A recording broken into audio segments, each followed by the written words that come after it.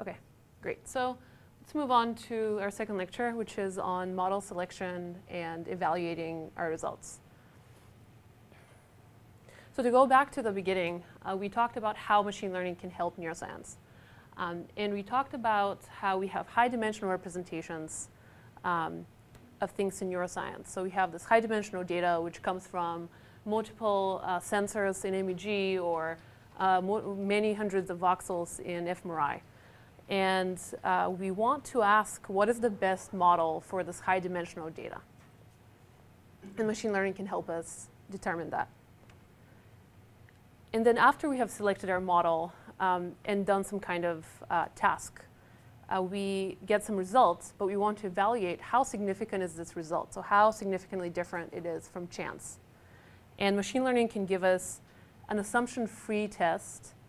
What I mean by assumption-free is that this test does not assume anything about the underlying data distribution, unlike other significant tests. Okay. So today we'll talk about model selection and evaluation. Within model selection, we'll talk about how overfitting plays into having to choose a model, and how we can use cross-validation, feature selection, and regularization to battle overfitting. And then we'll move on to evaluation of results, and we'll talk about permutation test, which is this assumption-free way to do significance testing. And we'll discuss multiple comparison corrections when we have multiple hypotheses that we test. Okay, so to go back to last lecture, we have three main steps for classifiers. The first step was to assume something about the underlying distribution of data. So we assume some kind of model. And then we train this model, which means we learn the parameters of the model. And then we test on a new data.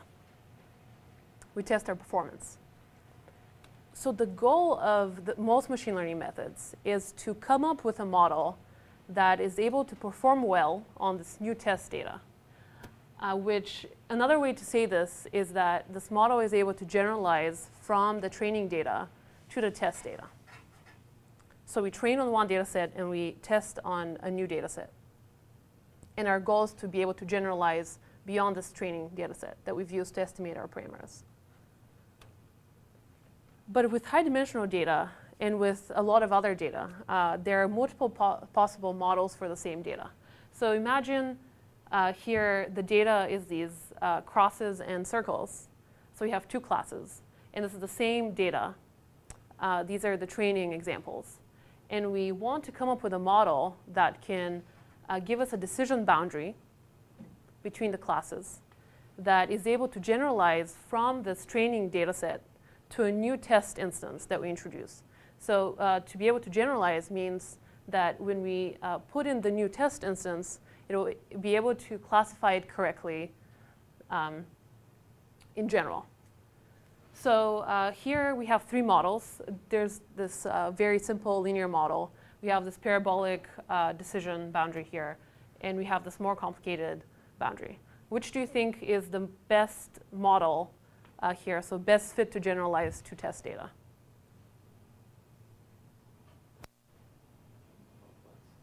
Sorry? The complex one? So what happens if you get a next test instance right there? So this is the training data. We've trained the model. After training the model, we've established this decision boundary. And then we get a new test instance, and we get it right here.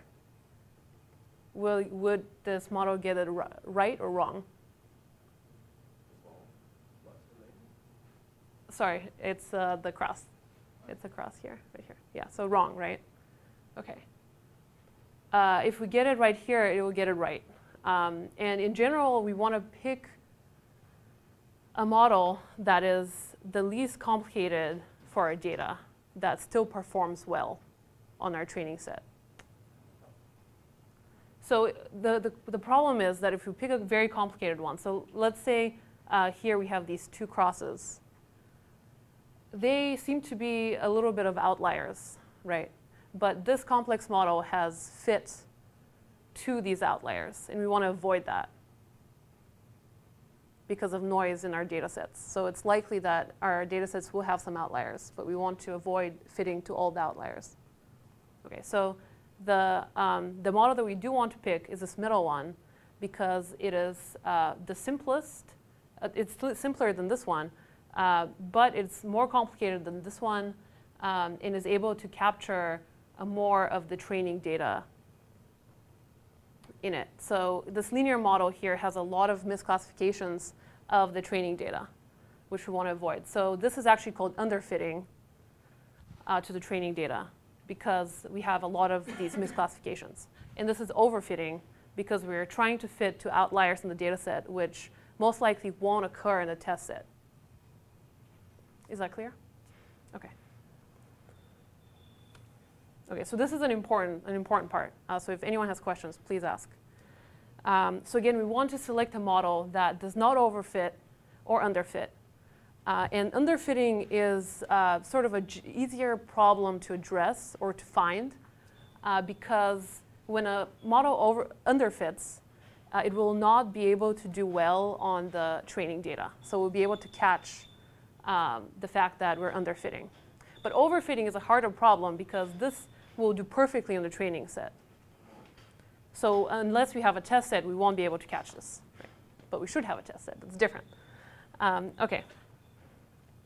So how do we battle overfitting? First, what is overfitting? So we define overfitting as the situation where we have our training error to be less than the test error. So error, for example, in classification, is 1 minus the classification accuracy. So as you guys got 0.96 was the train error, was a train accuracy. So the error was 0.04. OK, so the test error is just the error on the test set. So we get overfitting when the training error is less than the test error.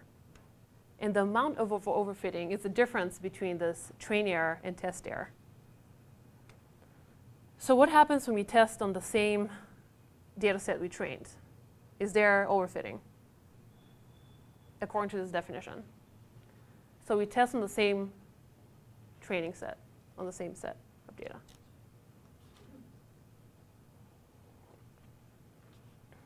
So in this case, test here will equal to train, right? And this will be the same. So the amount of overfitting will be 0 according to this definition. So let's see if it is. Demo. Spoiler alert, it's not. It's not 0.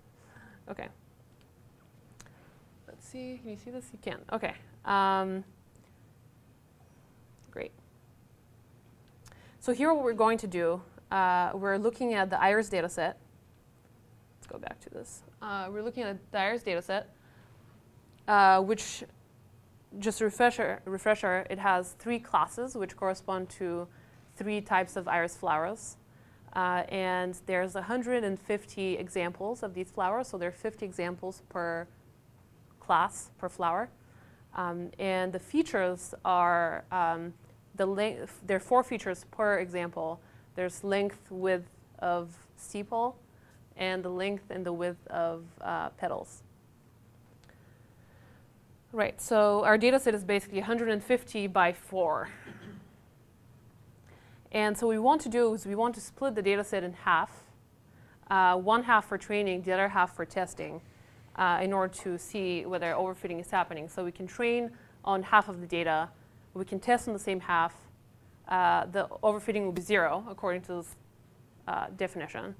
But then if we train on the same data set and we test on a different data set, do we get a reduction? Do we get overfitting? So do we get a reduction in accuracy or an increase in error is the question. OK, so I've split the data here in 2. I permuted the indices of the data because the data set is very stratified. It's all of one class appears all together. So if you just like split it in half, you get very unbalanced data sets. So I've just called the Gaussian naive Bayes, fitted it here with the training data and the training targets. And we're going to predict the training data. and then we're going to predict the test data. So then we want to see what the accuracy on the training set and the test set is. So if there's overfitting, we'll see that the accuracy on the test set is less than the accuracy of the training set. Okay.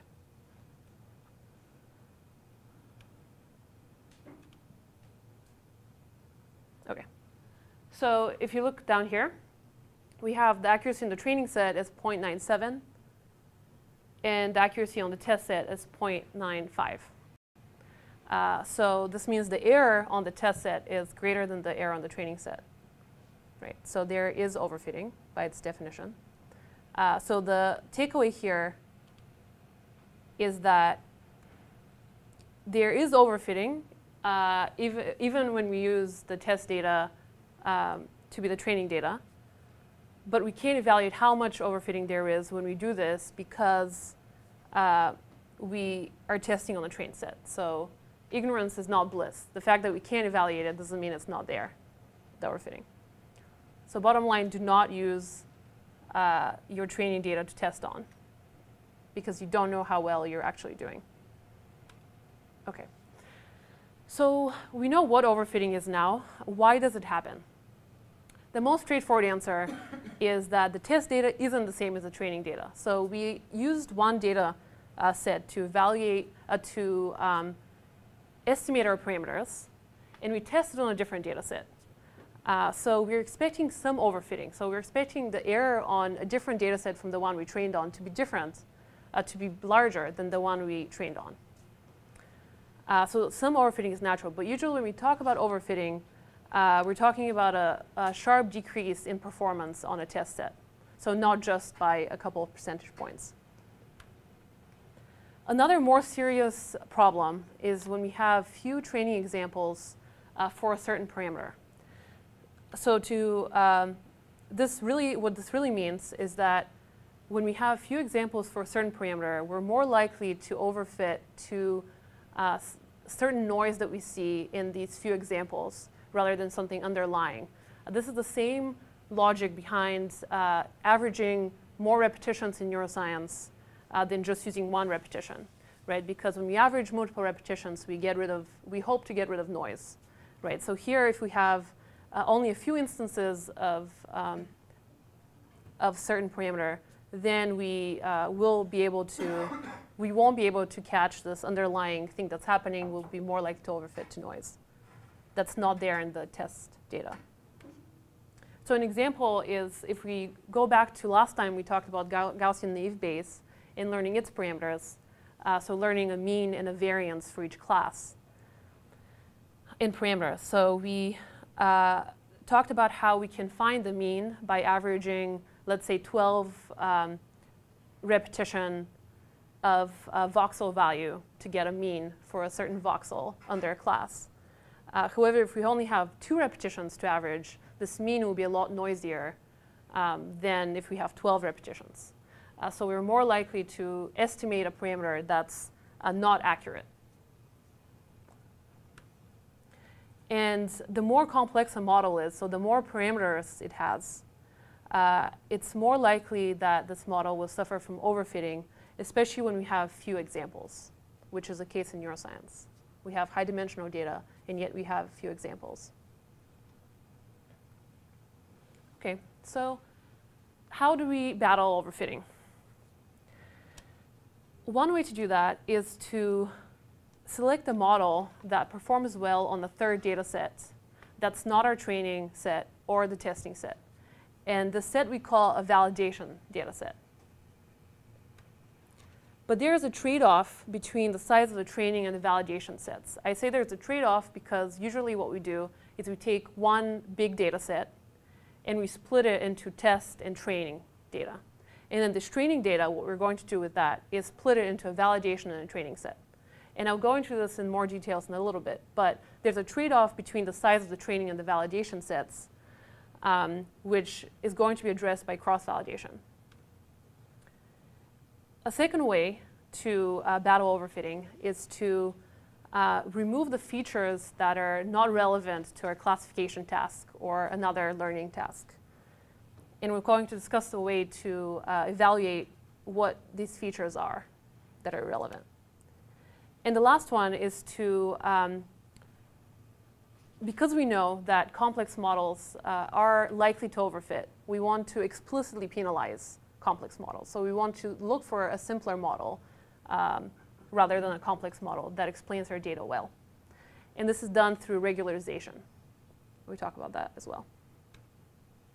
So first we go into cross-validation. So cross-validation, I'll take you through the steps, but it's generally, it's used as a measure of how generalizable our model is to a new data set, which is our goal, right? Our goal is to pick a model that's can generalize from the training set to a test set. So let's say we have, this is all of our data. It's 100% of the data. The first step is to split it into a train set and a testing set. So here we have a 90% train set split and a 10% test split. And we do not touch that test set until we've chosen a model. So the second step is to split the 90% of training data into a validation set and another training set. So what we do here, this is called one cross-validation fold. And we train on the training, this 80% training data, and we test on the validation set, the 10%. And then we record our error on this. So let's say we are trying to, find which of the three GNBs, SVM, or KNN is best for our data set. So what we do is we do the split of our data, and we train all three models on this 80%, and we test on this 10% and record the error that we get at the end. This is one fold of cross-validation. Then we repeat the second step with a different split of the data. So we have chosen another 10% of this 90% training data to be the validation set. And we do this multiple times. How many times we do it, I'll talk about in a little bit. But at the end of it all, we have, for each of these folds of cross-validation, we have an error that we have recorded. And at the end, we average all the errors into a cross-validation error. And this is to sort of reduce variance, because if we just take one of these folds, it's sort of at random what went into it. So we want to average over all folds. OK, so cross-validation can be used as a model selection tool. And we, again, perform cross-validation for all models that we're considering. So if you're considering Gaussian naive-Bayes, KNN, or SVM, we can do cross-validation on all of these. And at the end of it all, we get an average cross-validation error across all the folds. And we choose the model that has the lowest cross-validation error across the average error across folds, because we think that this model will be able to generalize the best to a new training set, to a new test set. So we select this model with the lowest cross-validation error, and we evaluate it on the real test set, this red part, the red 10% of the data that we did not touch here. Yeah. The ends are really small, though, usually in like neuroscience and studies. Like you'll have like 30 people. Mm-hmm. So if you're taking 10%, you have 3 people to test. Yeah, we'll talk about how to do the split in a little bit. Yeah. So again, note that we did not use a test set anywhere in this cross-validation to determine which model was the best. So we want to be honest about that, because we want to know, is our model actually good? Like, we want to evaluate it on data that we did not use to select our model. OK, so how to split the data? This train test split, the 10% and 90%, is not as important than the validation and train split. So we, of course, want as much data as possible for training, because that allows us to estimate our parameter as well. but we still need some data to evaluate the model. So generally, people recommend 80-20 or 90-10 splits for training and testing. But there's actually many ways to divide the training set, the 90% training set, into a validation and a cross-validation training. One way is to do it exhaustively, so to look at all possible splits of training and validation. And an example of this kind of cross-validation is what is called a leave P out cross-validation, in which we leave P data instances out for validation, and we train on all of the rest of the training data. So let's say P is 5. So what we do, we leave 5 data instances out, and we'll train on all the other data. So 90% of the training data minus 5 instances, we use that for training. And then in the next fold, we choose another 5 data instances, different 5 data instances, well, with overlap. And we repeat this until we have n choose 5 folds. So if n is the number of data samples that we have. So it's called exhaustive because we look at all possible combinations of these leave P, these P data instances out of all of our data instances, n. And when P is 1, this is called leave 1 out cross-validation. And you'll see it in the literature written as this LOOCV.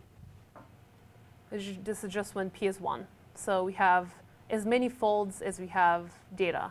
So we have n folds for this. And another way to do cross-validation is a non-exhaustive way, which does not consider all possible splits.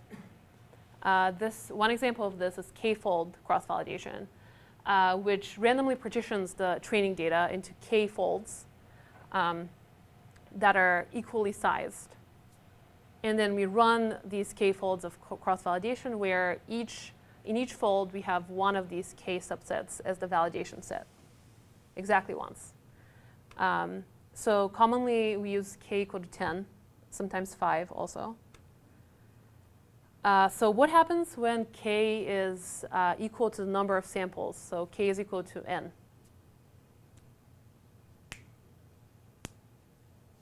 So we have n fold cross-validation. So what happens is, so we have n folds, which means in each fold is one data instance, right? Because we have n folds. We have n data instances. So it actually turns out to be this leave 1 out cross-validation, right? Because in leave 1 out cross-validation, we hold out one data instance. And in k-fold cross-validation, we hold out our data instances divided by k. So n divided by k. When k is n, it's 1. We leave 1 out. OK. Any questions about that? It's a lot to take in at once, but we'll do a demo. OK. And then the last type of cross-validation that we're going to talk about is the stratified k-fold cross-validation. And that's used when we have different classes that have different proportions of data in the training set. So in the example from the homework, we have the 900 and the 100 examples of 2 different classes in the training set. So we would use the stratified k-fold cross-validation in this situation. And what it does is it splits the data into folds such that there's the same proportion of data from the original data set in each fold. OK. So for example, in the 900 and 100 problem from the homework, if we split it into 2 folds, it will be 450 and 50 instead of just random 500 examples. OK, so now we're going to do a demo just to show you the difference between stratified k-fold cross-validation and leave 2 out cross-validation.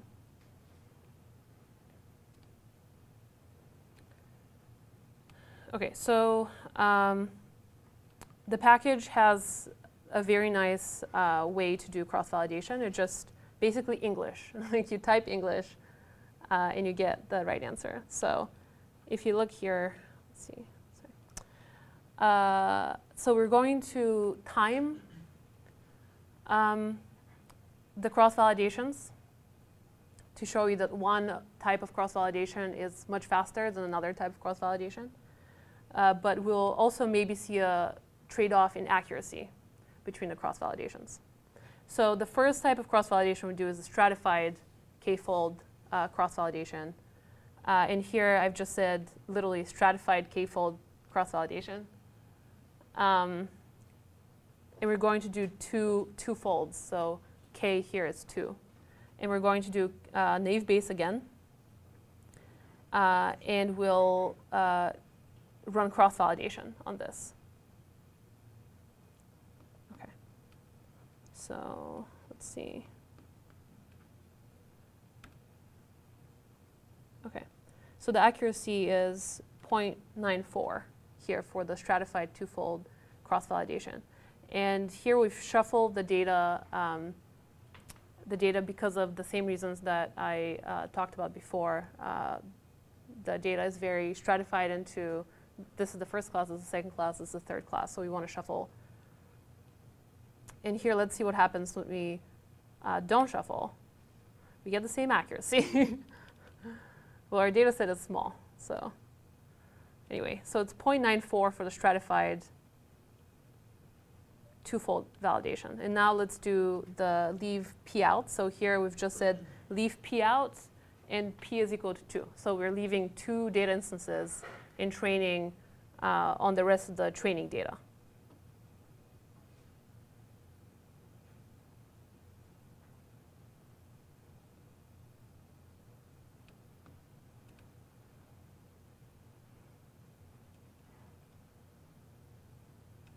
Okay, sorry. Okay, yeah, so it took a while here, if you see. So the time for the stratified, this is stratified. The time for the stratified validation was 0.003 seconds. So here we did 2 folds, which basically means we split our data into 2. And we used one for training and one for testing, right? And then we switched. So there's no overlap between the folds. So intuitively, this will be a lot faster than if we try to do an overlap between the folds. So if we take half the data set and we sort of move it along like a window where half of the data set is a training set. Okay. And then this, the leave 2 out cross-validation is 0.953, so it's a little higher than the stratified, but it took us a lot longer. So this is 8 seconds. And this is because we left 2 out, which means that we did all possible combinations of 2 data instances from our data set. So we have 150 instances. We did 150 choose 2. That's how many folds we had. It's a lot. It's 75 times 149, whatever that is. OK, so it took a lot longer. Do you guys have questions about this? So the takeaway is that this exhaustive cross-validation is slower, so we do more folds. But sometimes it can give us better results. However, if we have some computational constraints, it's not always the best. So people use usually k-fold cross-validation with k equal to 10 or 5 because we use really big data sets, usually, in machine learning. So your question? So I think the question I have is kind of related. You mentioned that k-fold is useful for large data. But yeah. that's not quite the case in your image, right?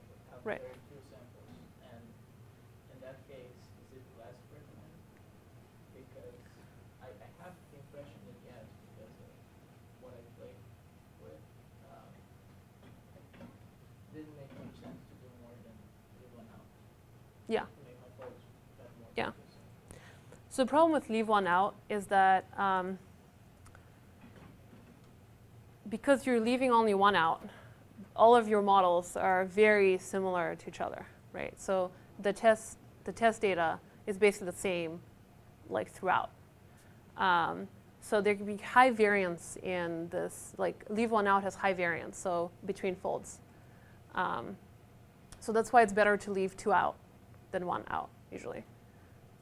Yeah, but you're right. I think for neuroscience, it's better to do the leave P out scheme because if we have enough time to do it because we don't have that many samples, like you said. So yeah, I would recommend the leave P out. That's also what I use in my research. Yeah, yeah. But I think leave two out is better than leave one out. So you have separate test data apart from the cross-validation? Yes, yeah. So this is just cross-validation. So this is just, if you remember that pie chart, the 80 and the 10 split. Yeah. Yeah. So when you do it, like you said, you use leave one out? Yeah. So you do leave one out and also you have a test?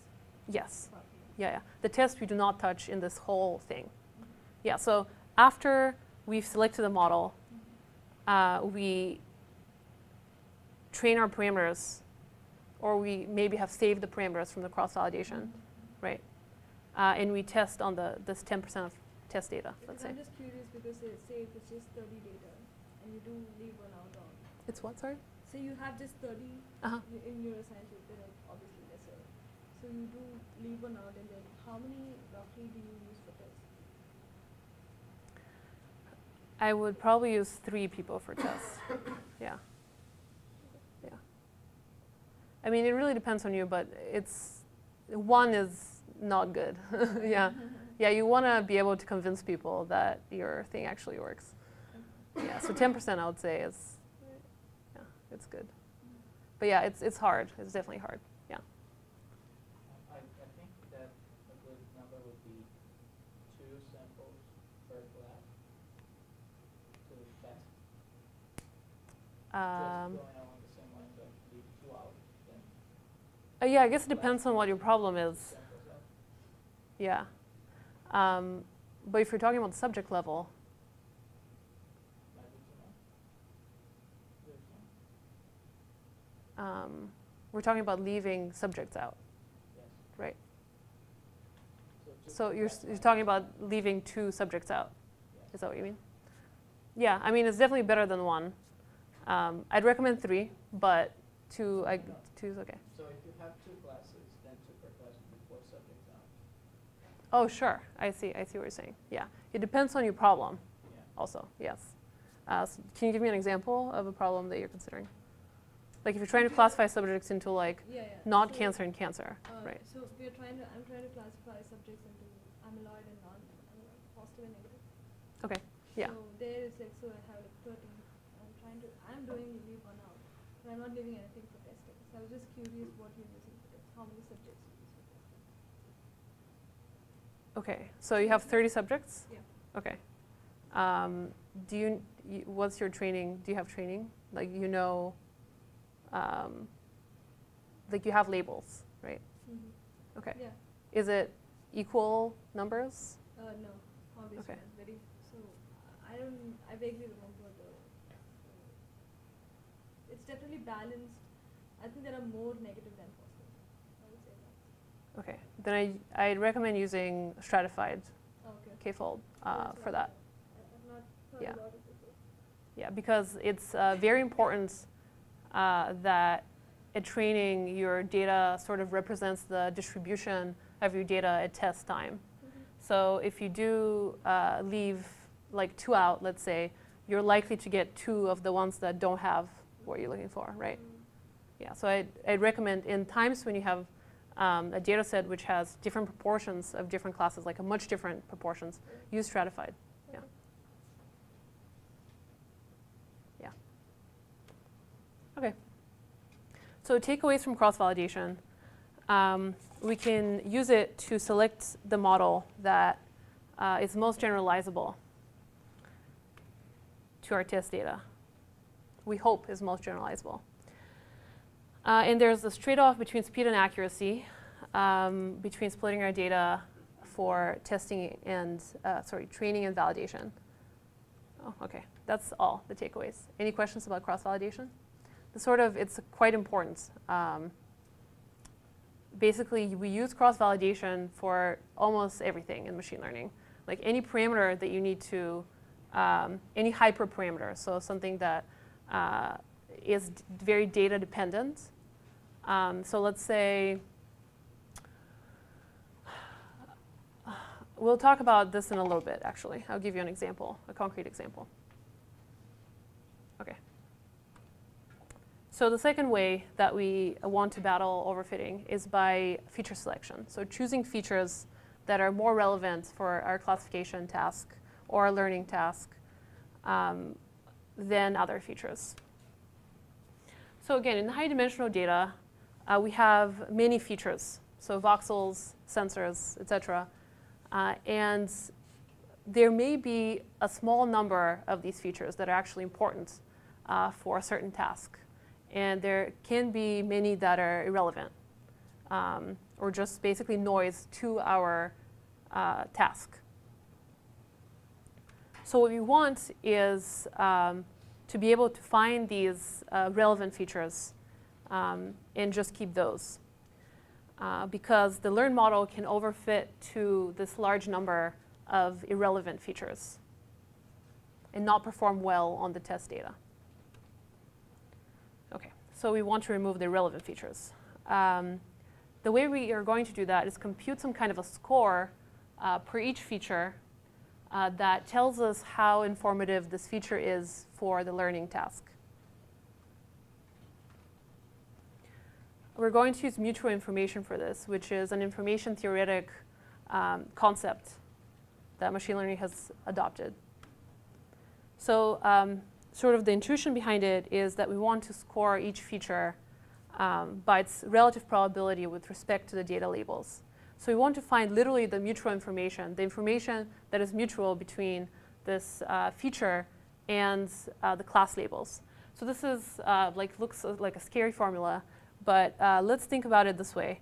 What happens when xi, which is the ith feature, let's say voxel, and y, the labels, are independent?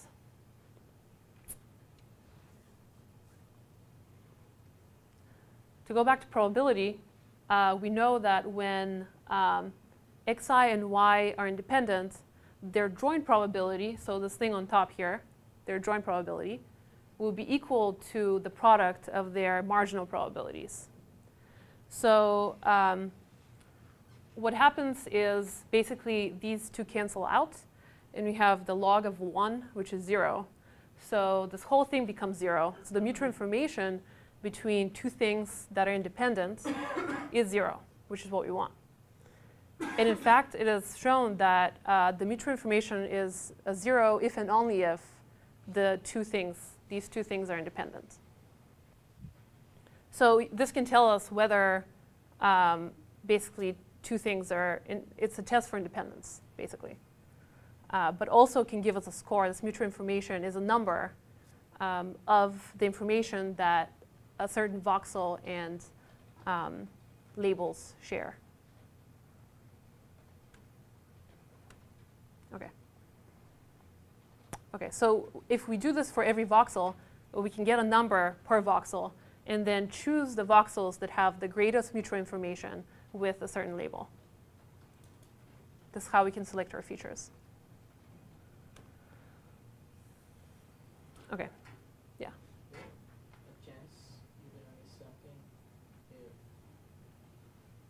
I'm trying to think if there is a possibility that together two voxels may be related to a feature but separately not. Or the label, I'm sorry, related to the label.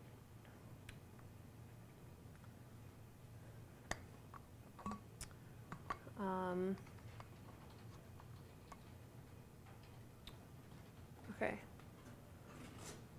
So yeah, no, I understand what you're saying. Yes. depending on one of the voxels, and the two voxels are dependent on another, that voxel becomes dependent on the voxel.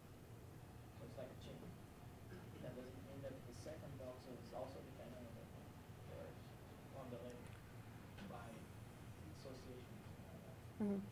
Yeah, let's talk about that after. Yeah. Okay, so the takeaways from feature selection. Feature selection allows us to select the voxels or features that are useful for our certain classification task, let's say. And mutual information is one way to do this. Let's see. Okay. Let's go through. Actually, let's take a break. Let's take a 3-minute break, and then we'll get back to regularization. Yeah. So this is Okay, let's keep going. So we have the last way that we are going to talk about how to prevent overfitting, which is regularization. And this way explicitly penalizes complex models. Okay, so let's go back to linear regression. In linear regression, we were trying to, so we have W as the weights, and X is the data instances, and Y is the labels. So here the labels are continuous. And we're trying to learn weights that can give us Y when we multiply them by X.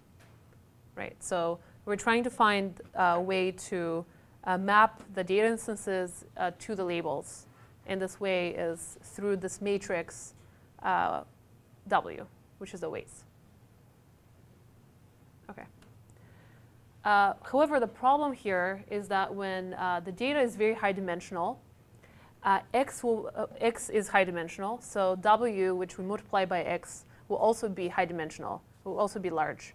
So because each element of W, the matrix, is a parameter, this will give us a lot of parameters to estimate, which leads to a complex model and overfitting eventually.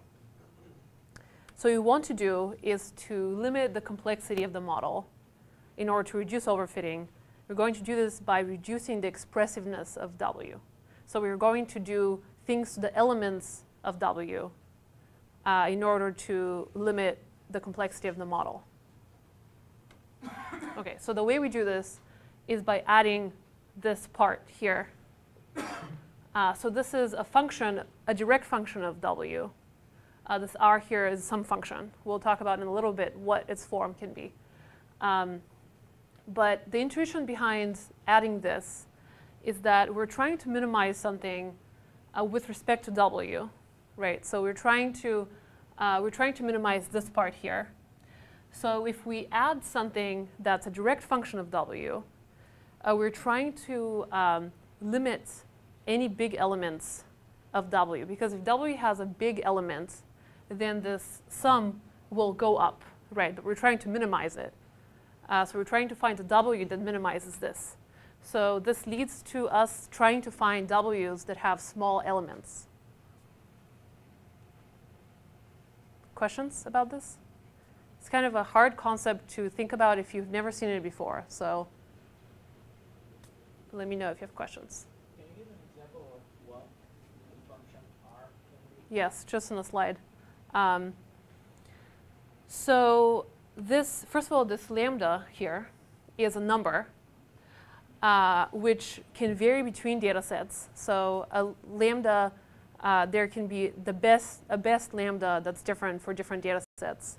And we're going to find the best lambda for a particular data set through cross-validation. So here, let's say we can say lambda can be 0.1, lambda can be 0.5. And for lambda 0.1, we do cross-validation. So we leave a set for training, for test. We don't touch that.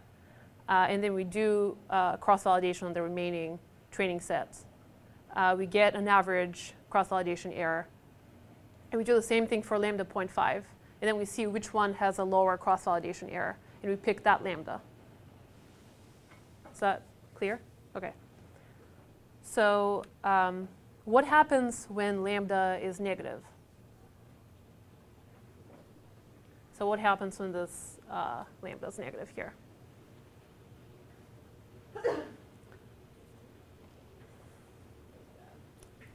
Why is it bad? Because you're select for very large numbers. Exactly. So it might explode. Yeah, exactly. So it's bad because it's exactly the opposite of what we want to do. We're not penalizing large elements of W anymore. We're rewarding them, because when we have a negative lambda here, it's like we're subtracting this, like the absolute value of this, basically. So if this is big, then it's good, because it's helping us minimize this quantity. So we won't pick, lambda should never be negative if this is a minimization problem. So we're going to consider only lambdas that are not negative, so 0 and above. Yes?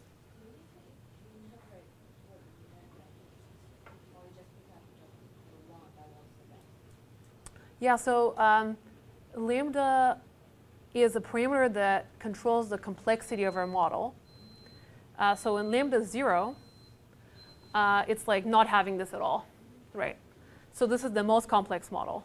I mean, the most complex model is when you have lambda negative, but we don't want that. That's like counterproductive.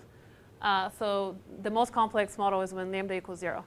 And then as we increase lambda, it's usually sort of parabolic shape of the error when we increase it. We increase lambda. But intuitively, we're supposed to get simpler and simpler models as we go up. Yeah, in lambda. Do cross-validation with different lambdas, yeah. And just compare the cross-validation error. You know, like you do all the folds, and you average all the errors for the folds. Yeah, and you choose the lambda that gives you the smallest error. Yeah. OK, so, but what is this form of function R? Right, so there are two common ways to penalize the complexity of W. So there are two common functions of R. One is the L2 penalty, which is the sum of squares of elements. So it's the L2 norm. The sum of the squares of elements of W. So what this intuitively says is we are requiring the sum of squared elements to be small, right? Which is like a force that pushes all of our elements down to be very small, because so we're squaring them, right? So we're penalizing bigger elements more than smaller elements.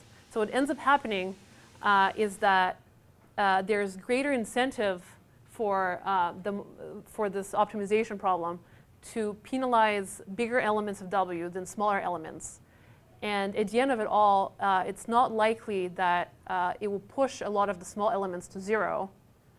So we get a lot of weights that are non-zero, but small in W. But not a lot of really big elements. The second way is the L1 penalty, which is the L1 norm. And it's the sum of the absolute values of the elements of W. So this requires the sum of this absolute value sum of the elements to be small, which now is equally likely to penalize sort of big elements and small elements. And here, with the L1 penalty, we are more likely to get actual zero values for parameters for elements in W. So we get sparsity with this L1 penalty.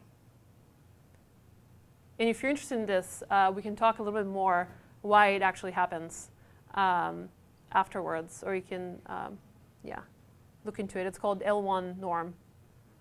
It's the L1 penalty. OK. Demo. OK. So for this demo, we'll look at logistic regression and penalizing it with L1 and L2 penalties. So logistic regression is not a regression. It's a way to classify, so it's a type of classifier. It's a misnomer. But basically, it's similar to linear regression, but it chooses a model for the probability of a feature given a label that's different from the one that linear regression uses, which is a Gaussian. Linear regression uses a Gaussian probability, and logistic regression uses a different kind. So we haven't looked into it, but this package offers a nice way to do logistic regression. And we're going to use logistic regression because I want to continue using this iris data set, which you're familiar with. And that's a classification data set because the labels are discrete, like 0, 1, or 2. Anyway, so all you need to know about logistic regression for the purposes of this is that it has some input, which is the iris data set, and the output is still class labels, so it's a classifier. Okay, so we're going to use the stratified k-fold validation. And here in this first one, we're using the L1 penalty. And in the second one, we're using the L2 penalty. Okay. So the L1 penalty, okay, let me just do it. Okay.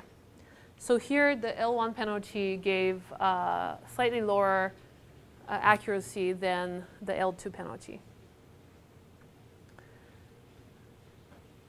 Okay, so then let's talk about sort of pros and cons of the L1 and L2 penalties.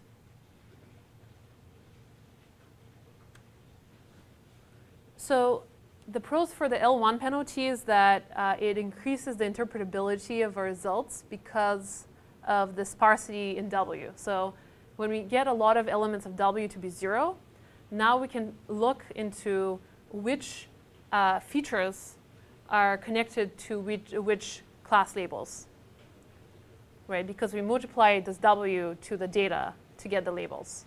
So when we get zeros in W, when we multiply them by a bunch of features, it's just 0.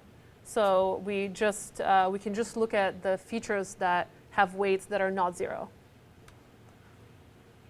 Okay, and I said this. So, right, so it increases our interpretability. We're able to say which features are important for what labels. But the L1 penalty is very prone to choosing at random features that are correlated to each other. So this is not ideal because when we have correlated features, there may be some that are more important than others in the test set. And the L1 penalty chooses at random which ones to keep, which ones to not drive to 0, their weights, right? So in neuroscience, this is problematic. So it does give us, L1 penalty gives us interpretability, but it often chooses correlated features at random. And the L2 penalty does not do that, does not choose features at random. It drives, when it has 2 correlated features, it drives both weights down, but they're both non-zero, usually. But all of the elements in W will now have weights, most likely.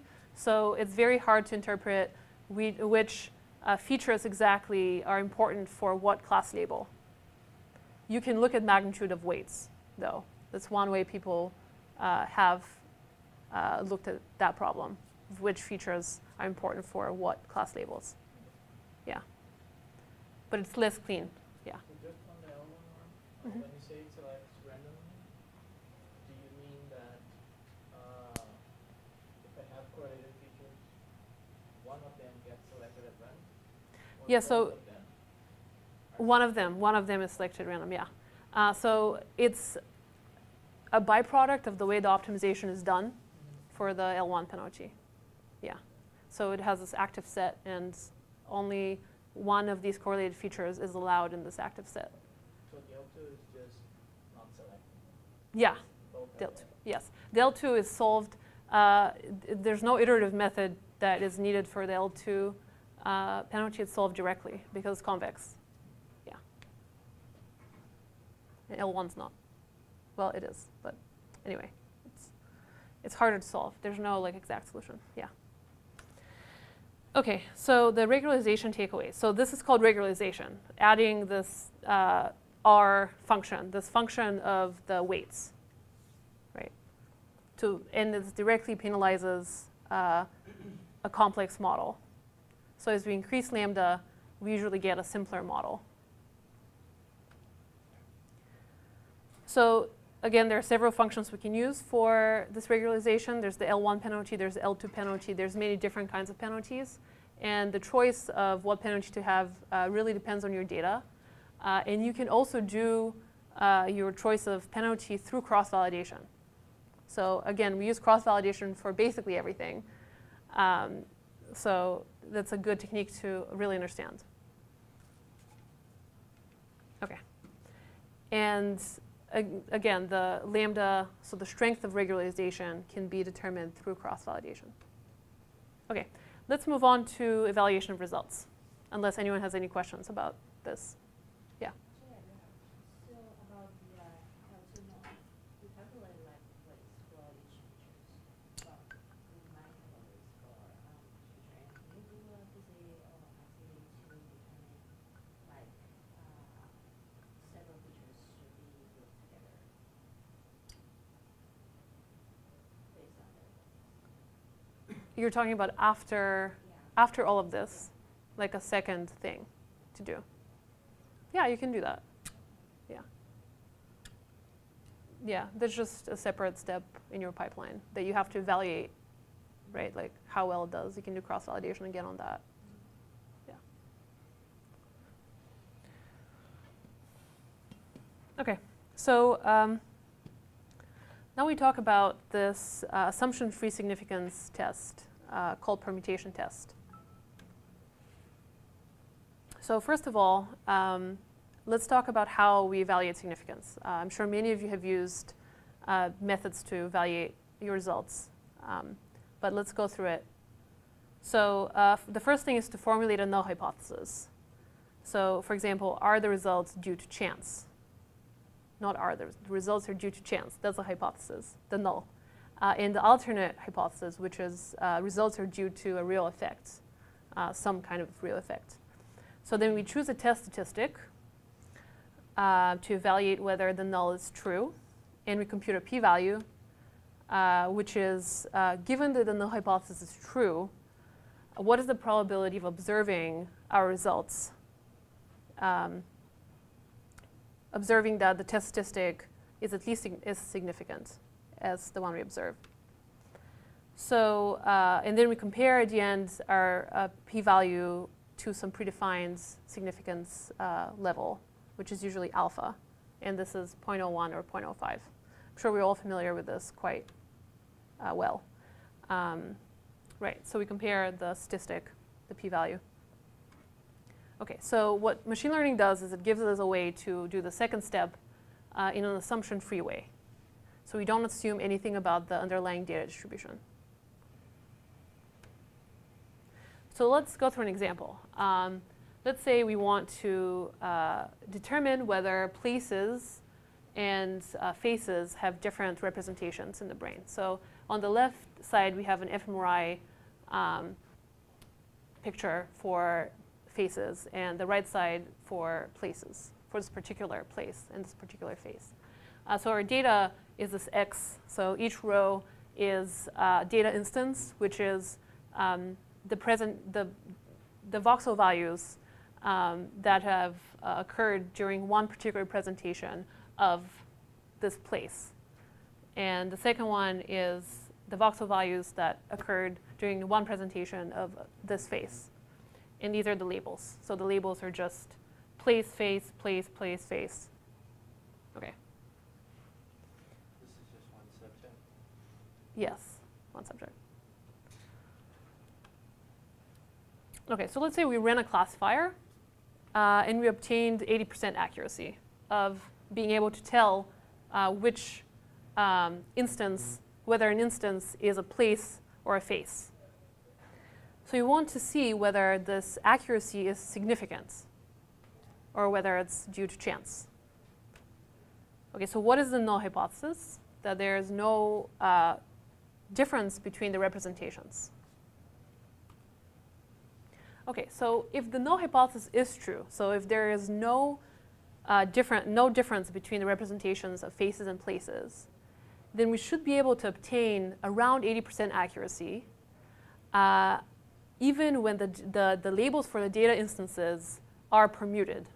So if we randomly assign labels to our data instances and we run through the classifier again, if there's no real difference between places or faces, we should get around 80%.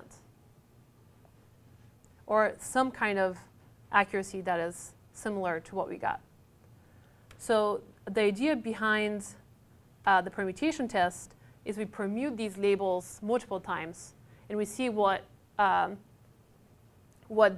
final accuracy is, and we compare that those accuracies after the permutation to the one we obtained without the permuted labels. Okay, so we shuffle or permute the labels. So these are the true labels. Here we've permuted them. But we keep the order of the data instances the same. So the outcome is changed, but the input is not changed? Well, the input is changed. The input for the labels, the label input is changed. Like it's a supervised problem. So for the classifier, you need labels, right, to train the classifier. Yeah, no, you're permuting only Y. You're not permuting X. Yes. Yeah. Yeah. Oh, I see what you mean. Yeah. Yes. Okay, so let's go through the permutation test steps again. So more concretely. So first step, we permute the labels while keeping the data instances. So permute the Ys. They're permuted. Second step, we run the same analysis that we ran on the first original unpermuted labels data set. And we, let's say, obtain 45% accuracy. Then we save this accuracy. Okay, and the fourth step is to repeat this 1 through 3 steps many times, hundreds to thousands of times. So we permute, we get another accuracy, we save it. We permute, we get, oh shit. We get another accuracy, we save it, okay? So let's say this is the last permutation that we're going to do. We've done hundreds of thousands of permutations. So now we have this list of classification accuracy from the permuted folds, from permuted tests. So now we want to calculate how many times of all of the permutation tests we got greater or equal to 80% accuracy. So let's say we've plotted in a histogram all of our accuracies. So these are the counts of, let's say if this is 50%, this is all the times that we got 50% in this list. So we count how many times we got 50. But they're bins in different bins, histogram. So let's say this is 80% right here. So we count how many times we got more equal to 80% here. And the p-value is a proportion of this number over all of the permutation tests, the entire number of permutation tests. So let's say that, again, our unpermuted accuracy is 80%, and we ran 500 permutation tests. So we count how many are right here, and it's 5. So our p-value is 5 over 500. It's 0.01. Any questions on that?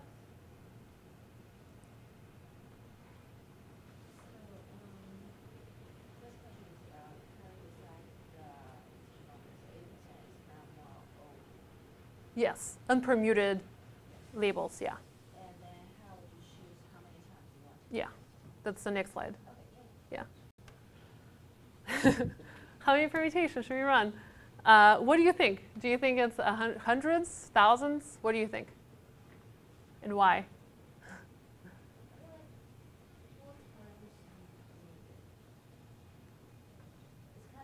kind of very close to the overfitting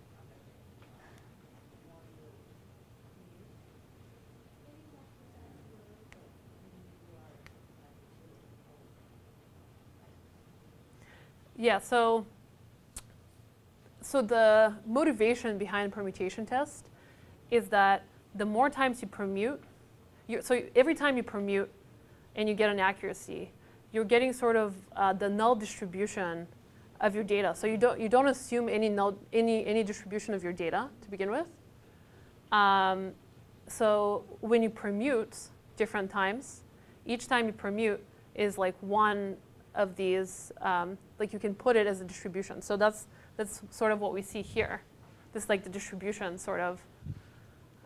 So it's actually better, if you can, to do as many permutations as possible. There's not really, like overfitting is not really a concern for this particular thing. Yeah? Isn't there like a benefit ratio? Like once you've done so many Yeah. permutations, you're not going to do any better. Exactly, yeah. And also there's another concern of computation cost, right? So if one run of your permutation is like very expensive, then it might take like weeks to run hundreds or thousands. Doesn't it depend on the size of the data? Like, That's interesting. how many- You mean like dimensionality of the data? Well, I mean, it depends on the Y, right? Like, Y is your number of subjects you have. Say you Okay. have like, well, here it is voxels, maybe you have lots. It can't be done for subjects at the peak. So you have So the- 30 lists. So the Y is the labels. Yeah. Right, So okay. here I The think data we're instances. talking in terms of voxels. There are like a lot of data and you can do permutation. Can it be done in the sizes like 30 or something? Like the number of permutations cannot go beyond it. So the voxels are the features. Yeah. So it's the raw, it's the row, right? Mhm. So the permutation is on the Ys. So it's on the number of data instances. It's not on the voxels. Yeah, so here the number of data instances is your voxels. That's what I'm trying to say. The one that you showed. Uh, It's within the brain, within one subject. Right? So the number of data instances is like time, let's say, or like words, or it's a vector of voxels. Okay. So irrespective of that, if Mhm. the sizes,